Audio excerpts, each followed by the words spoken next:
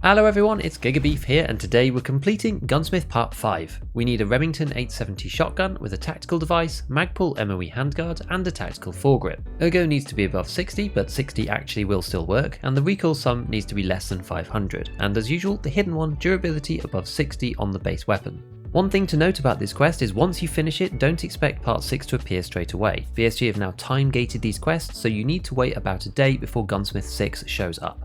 We're going to start with the standard version from SGA 1, and we'll need to add this MOE M870 handguard to it. Getting this piece can be tricky, but we'll talk about that in a second. Then we add an M-Lock 4.1 inch rail from Mechanic 2 directly in cache or using the Mechanic 1 barter for a USB adapter, and onto this we add a Knight's vertical foregrip from Peacekeeper 1. Then we use an M-Lock 2.5 inch rail, again from Mechanic 2, or his construction tape barter at level 1, and onto this we put the NC Start blue tactical laser from SGA 1. As far as the muzzle goes, this is the same as the previous shotgun Gunsmith, using the cylinder 12 gauge from Jaeger 1 and the GK02 from Jaeger 2.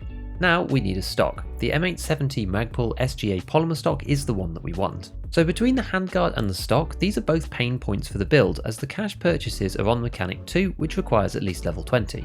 There is a rechargeable battery barter at Mechanic 1 for the handguards that you can use, although early in the wipe, both cache and barter methods are normally sold out within instants of the trader refresh.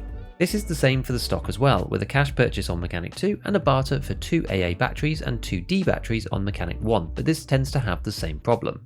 The handguard is unavoidable, unfortunately, as it's stipulated in the quest specifically. I eventually got fed up of the barters and sat on the flea market screen for 10 minutes refreshing until someone put one up for 100k and then bought it that way, so it can be an option if you're okay on cash. With the stock, you can go another route, which is using SGA 2's Fab Defense HER grip with the Fab Defense buffer tube on top of it. From here, we have a choice of stocks. The wiki lists the PRS Gen 3, which comes in 2 varieties, but these are about 70k each on the flea as of the time of making this guide. Alternatively, the AR-15 B5 Systems Precision stock should also work, again from the flea market. This has the same recoil as the Gen 3, but 2 less ergonomics, which puts us right on the limit. However, I handed mine in with exactly 60 ergo too, so I think it will be okay. Another way that should work is using the Monster Claw muzzle instead from the flea. This gives us loads more recoil reduction, but means that we need a bit more ergo. We can swap out the M4SS stock from Peacekeeper 1 onto the Fab Defense tube.